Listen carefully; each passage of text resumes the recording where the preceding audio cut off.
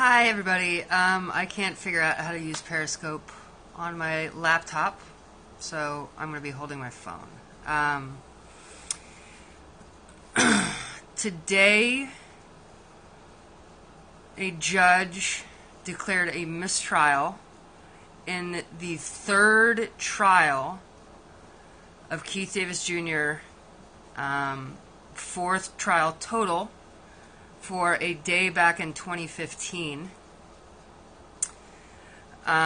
This case is so convoluted that it is so difficult to explain with tweets and written text. So I figured I would just take the opportunity to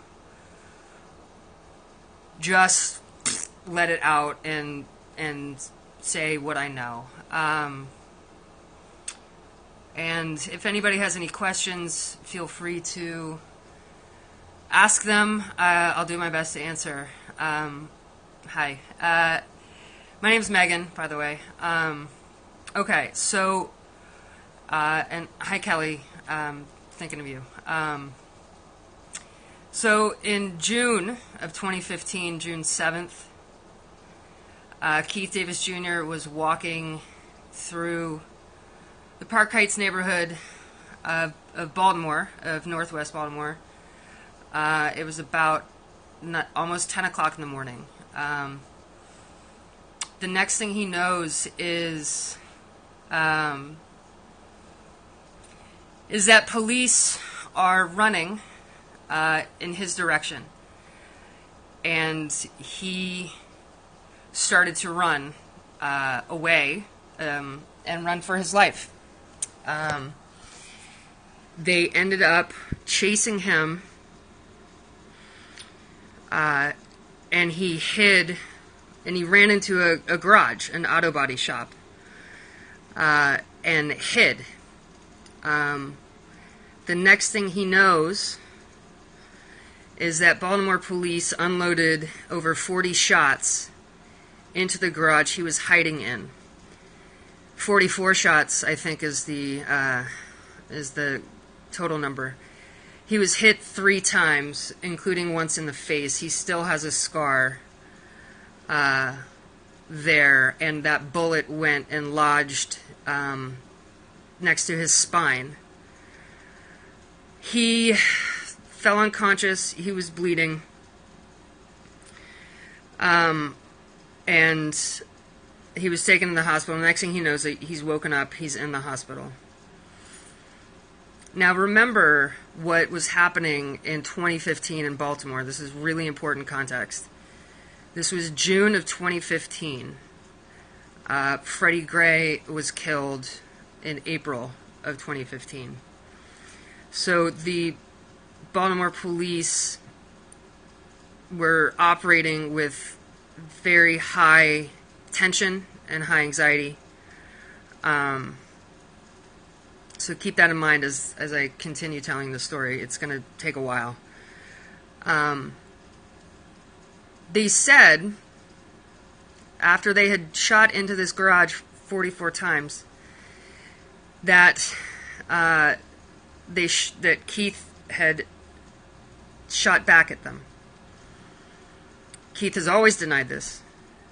And then the evidence later showed, and Keith denied having a gun at all. And the evidence later showed that no shots at all were fired in the garage from a gun that they said Keith had. Okay. So this is where this story begins. And I also want to say this is an extremely tragic story. There's a young man, Kevin Jones, who was killed 5 hours earlier as he was walking to work at the Pimlico racetrack where he was a security guard. After the police shot Keith, they say they found a gun on top of a refrigerator in the garage. They say that's the gun that Keith had earlier used in the day to rob a hack. Now, if you don't know what a hack is, it's sort of Baltimore-specific term. It's just a citizen cab driver, essentially. And people hail a hack, as one does in New York City, for example, to get a cab. In Baltimore, hack drivers are regular citizens that take people where they need to go. And a hack had been robbed. Now, this is why the police are saying they're running down the street, because this hack... See, this is why it's already complicated. A hack had pulled up to the scene of a car accident in Park Heights because he said that he was in the middle of getting robbed by a passenger. As he was pulling up, this hack was hit by a bus. I shit you not. This hack was hit by a bus. So as he's pulling up to the sign of the car accident, he waves down the police and says that his car had been hit by a bus, and that he was getting robbed. Now the police are right there. They're on the scene. He pulls up to the police. The man in the car, who allegedly was in the middle of robbing this hack, jumps out. This is at 9:45 in the morning, something like that. It's light. It's light outside. He jumps out of the hack that had just been hit by a bus in front of a police officer, at least one police officer, and runs. Now, the police officer states many different things, first of all. But I don't even know what to believe, but the cop then at some point gives chase. And he gives chase through the streets of Park Heights, northwest Baltimore, daylight. He says he never loses sight. But in one trial, it was very clear that he had lost sight. One important point is the person who allegedly robbed this hack was described by the hack driver as having braids or plaits in his hair, or short locks. So he's running down, he's chasing this man, he's chasing somebody, he ends up chasing Keith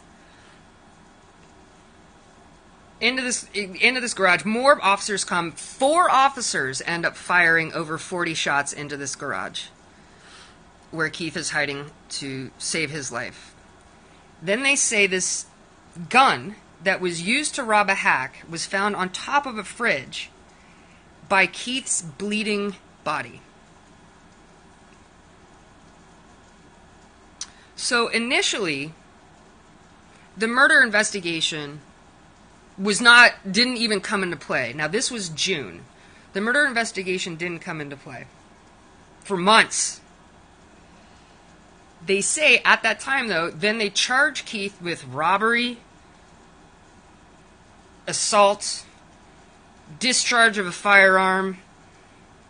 22 charges in total as he's handcuffed, unconscious, in the hospital. It later goes to trial. Some charges have been dropped. They dropped the charge of discharge of a firearm because they realized that no shots were ever fired from inside that garage by the gun that they say Keith had. There was a total of 16 charges. He was found not guilty by a jury of his peers for 15 of the 16 charges, including possession of a firearm, wear, carry, transport. A jury of his peers determined that Keith was not guilty of possession of this gun. I feel like I'm screaming. I'm sorry. Now, 15 not guilties, 1 guilty. that one guilty was illegal possession of a firearm due to a prior felony conviction that Keith had and served time for. I believe it was I can't remember what it was. It was some drug charge that is very common for black men to have in Baltimore City. There's been a U.S. Department of Justice report about it. That's a whole other story. So, think about that. Of the 15 charges, of the 15 not guilties, one of it was not guilty of a possession of a firearm, wear, carry, transport. And he was found guilty of illegal possession of a firearm because he's not allowed to be around any handguns. So the fact that his bleeding, unconscious body was found by a gun, near a gun, he was found guilty of that, and he served time. He has finished serving his time for that. Now, at the end of that trial, in December of 2015, they dropped murder charges on him because they say the gun that he used in the robbery of a hack that he was found not guilty of, and in fact the hack himself came to court and testified that Keith, that the man standing in front of him, was not the man who robbed him. Okay, so you have a person who was robbed who said Keith did not do it.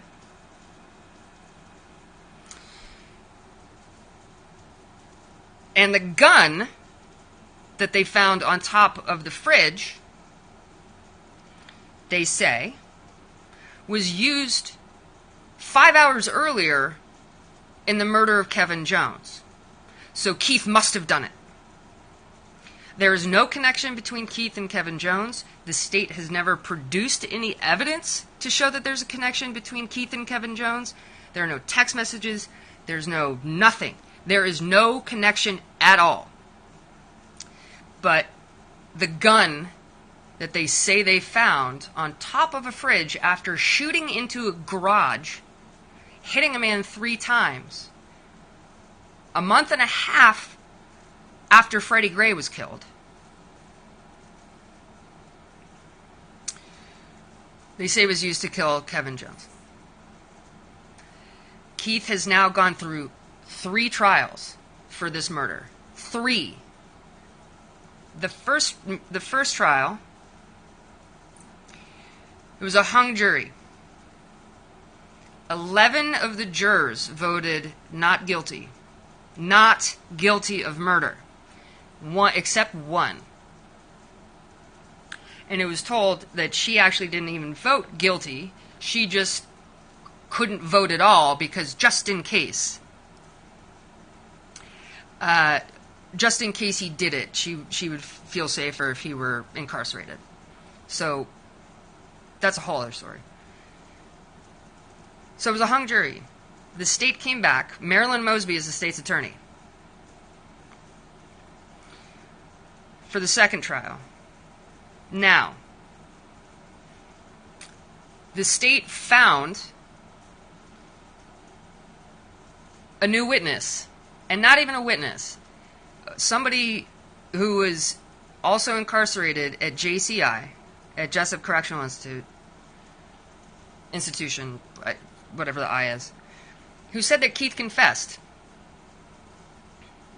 Now, this person was brought to this defense. The defense was not allowed to know who this person was at all because they were afraid of his safety, they said. So the defense had absolutely no chance during the second trial to do any investigation on who this person is, how they could have known Keith, all of this stuff. He came and he testified. Keith had never seen him before. They lived in different buildings, on different tiers. There was no connection, except this person testified.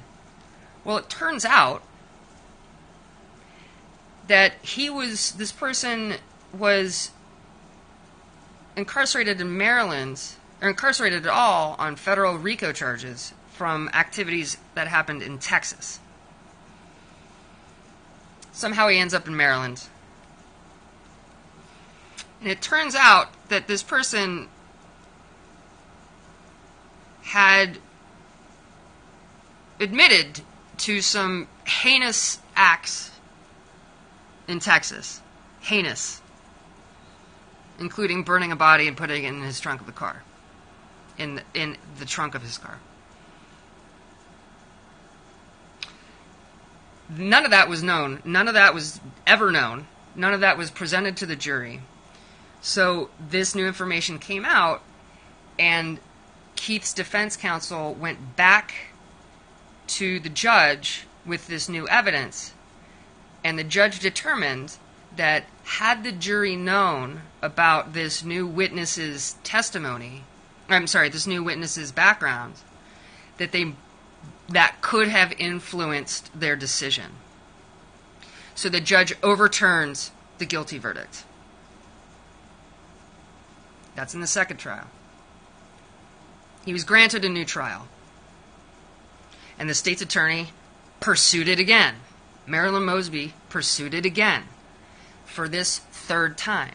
Now keep in mind, there's a ton of postponements for trials. So that's money, that's emotionally taxing for all families. All families.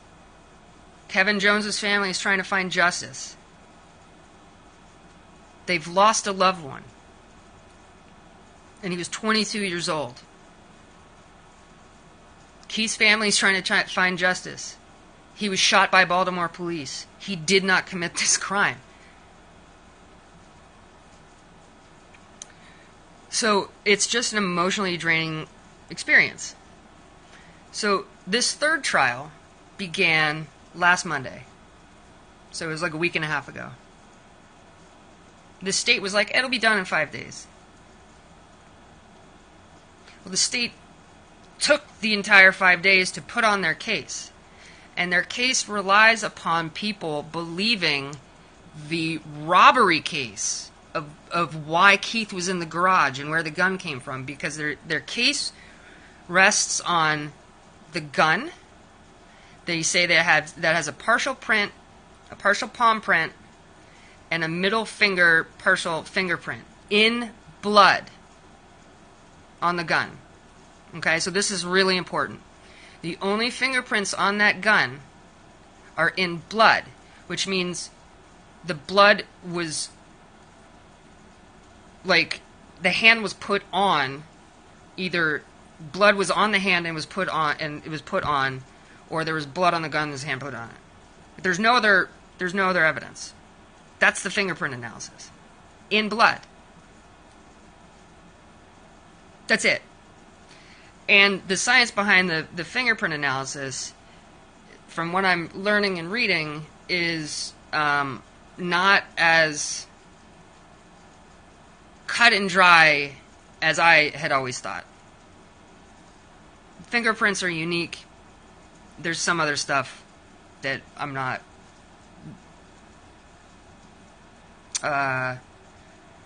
well read in. Okay? But the fingerprint is in blood. Now remember, the state's case relies upon the fact that Keith is the person that robbed the hack, was running through Park Heights with the gun in his hand. I forgot that part. They're saying he was running with the gun in his hand. And the only fingerprints are a partial palm print and your middle finger. That's it. In blood. So, okay. They say the fingerprints, they say his cell phone records are in the area. How many people live in Park Heights? And it's not like a narrow area. It's within like a mile radius or half-mile radius. How many people's phones were in there? Right? Keith admits to being in Park Heights. But that doesn't mean anything. I'm in Northeast Baltimore right now. How many people's phones would be in this area? Doesn't mean anything. The state also uses DNA evidence. What they fail to be very clear about is that it's Keith's own DNA from his own blood on his own clothes from the garage. There is no DNA evidence at the scene of the murder from Keith. None. So anytime you hear any DNA evidence, when they're talking about Keith Davis Jr., they're talking about his own DNA from his own blood on his own clothes from a scene where he was shot by Baltimore police and hit 3 times.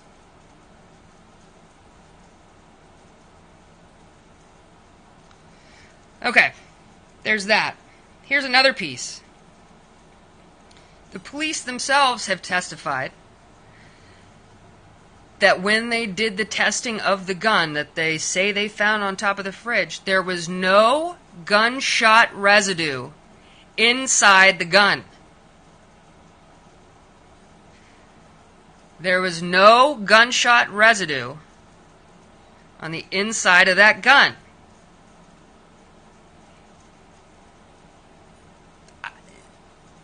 This is bananas. Okay, there's that. Now, here's the kicker. This happened 3 years ago. Shit, my phone's gonna die. This happened 3 years ago. On Friday, this past Friday,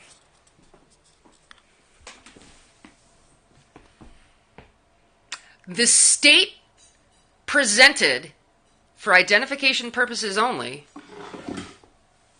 3 CDs, 3 videos, surveillance videos of the street outside storefronts by the Pimlico racetrack around the time of the murder.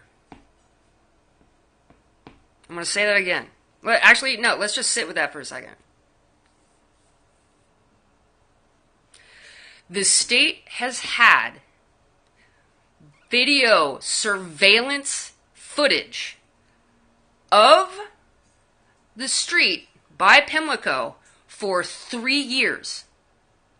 And guess what's on it? Kevin Jones walking to work 4 minutes before he dies. Guess what's also on it? About 30 seconds after Kevin Jones walks by, another person walks by who pulls, I'm going to use my left hand, who pulls something over his face, like a mask, and walks in the same direction as Kevin Jones. And guess what? Detective Vini, in 3 cases, sat on the stand and said, up until last Friday, that those videos had no evidentiary value. A Baltimore police homicide detective had video of a murder victim 4 minutes before he was shot to death, being followed by a man who pulls a mask over his face.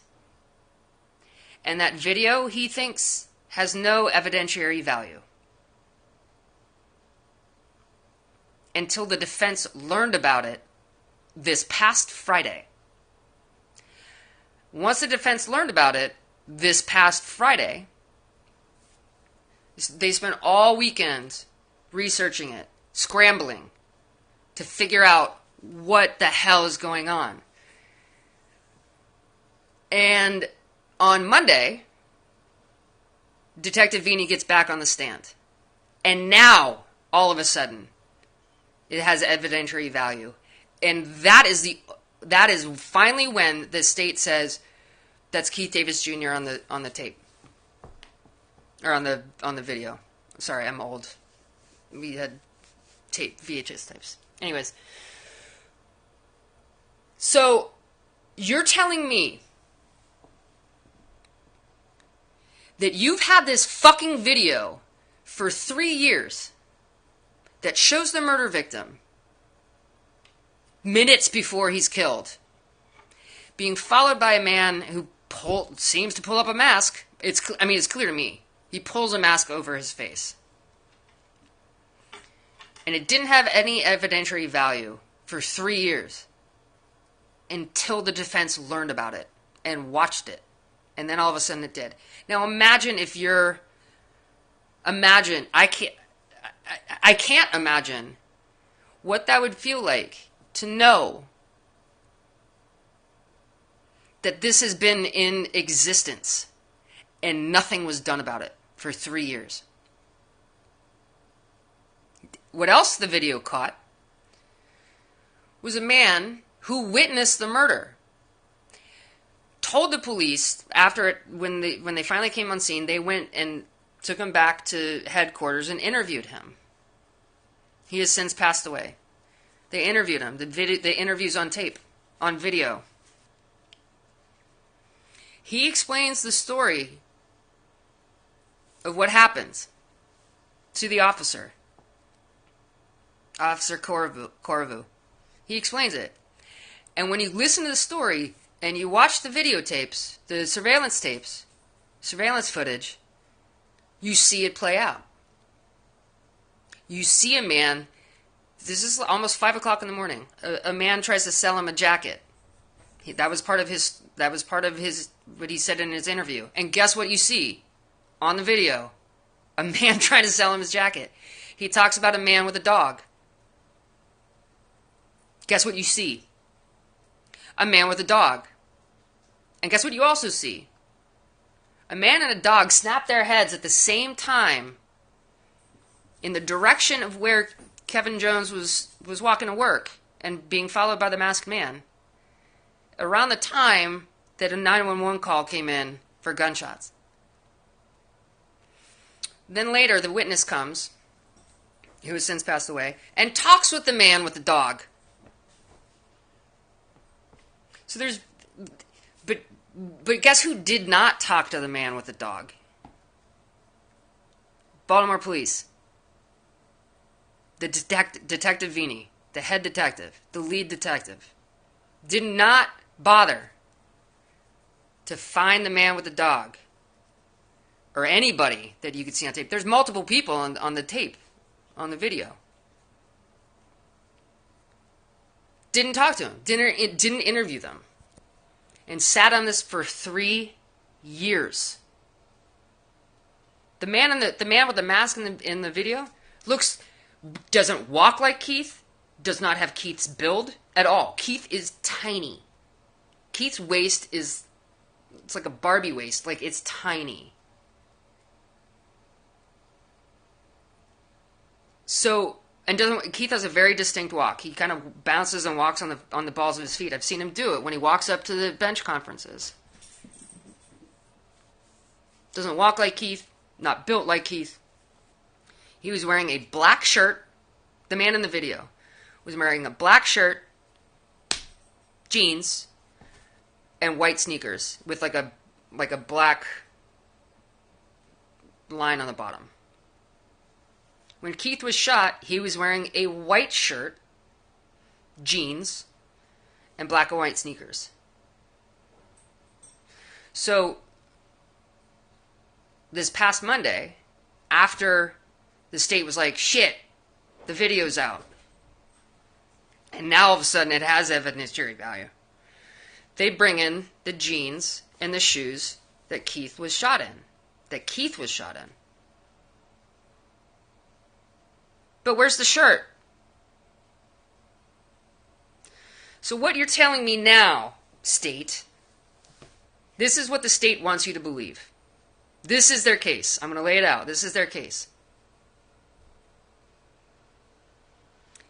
At about 4:50 in the morning on June 7th, 2015, Kevin Jones walks to work to Pimlico.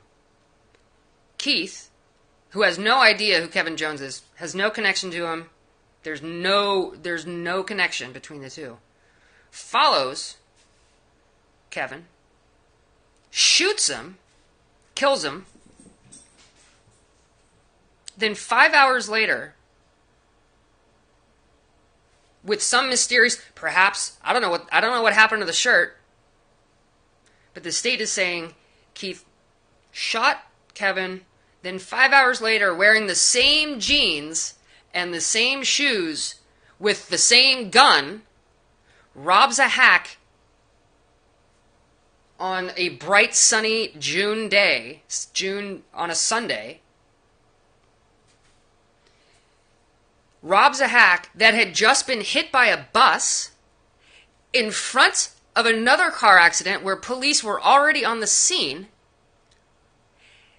gets out of the cab with the gun, holding 2 bags, runs through Park Heights, holding the gun and the 2 bags, drops the 2 bags, because the police testified that the dude dropped the bags.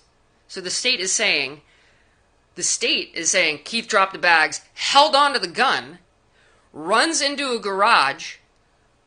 This is what the state is saying. Points the gun at the police that has no bullets in it, by the way. And then is shot. That's what the state needs. That's the state's case. That's what the state wants you to believe. That on 4:50 in the morning, Keith followed a man that he has no connection with, kills him, somehow changes shirts, but not his jeans and not his shoes, has the gun, robs a hack that gets hit by a bus near another car accident where police already are, gets out, runs in broad daylight, running with a gun in his hand and 2 bags, then drops the bags, runs into a garage, and then points a gun at police. A gun with no gunshot residue in it. Isn't this bananas? I don't even know where to begin. So, what happened today was a third mistrial. The jury was deadlocked. So Keith has been tried 4 times total. Once for the robbery in the hack and running into a garage where he ended up getting shot at over 40 times, hit 3 times. And now he's gone through 3 murder trials. I should also add that second murder trial where the witness... Oh my God, I totally forgot about that part. So, the jailhouse informant from the second trial. It has since been found out that the state offered to write him a letter to help him get time off his sentence. He admitted it. He said he wouldn't do it. There's jailhouse calls. He's talking to his mom. He's talking to his brother-in-law about how he would testify. But he wouldn't do it unless he got something for it. So he testified again in this third trial, and it came out that his calls with his mom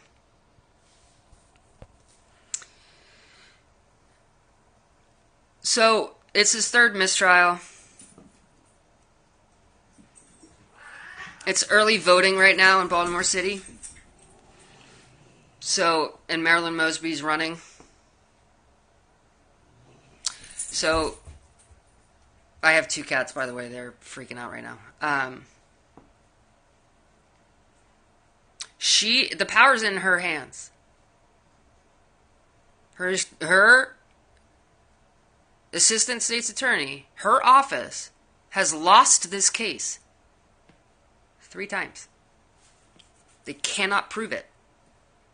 They thought they proved it one time, but then it came out that they had like some shady business, and the judge overturned it. The judge overturned murder conviction. It was a second-degree murder conviction. He was found not guilty of first-degree murder. So the Baltimore City State's Attorney's Office has not been able to prove their case at all. 3 times. 3 times. And he was found not guilty of 15 of 16 charges stemming from the robbery of the hack. So there's no evidence. Legally, any reasonable person would doubt their story. You can't prove innocence. I believe he's innocent. I haven't. There's no connection. He was on the phone. It's nuts. It is nuts. So, this shit doesn't make any fucking sense. And so, I don't know. It's heartbreaking. And it is. It is. And it's, sometimes I'm conflicted because I'm fighting to help get justice for Keith Davis Jr., and there's no justice for Kevin Jones. His family has been through hell and back. You can see it on their face.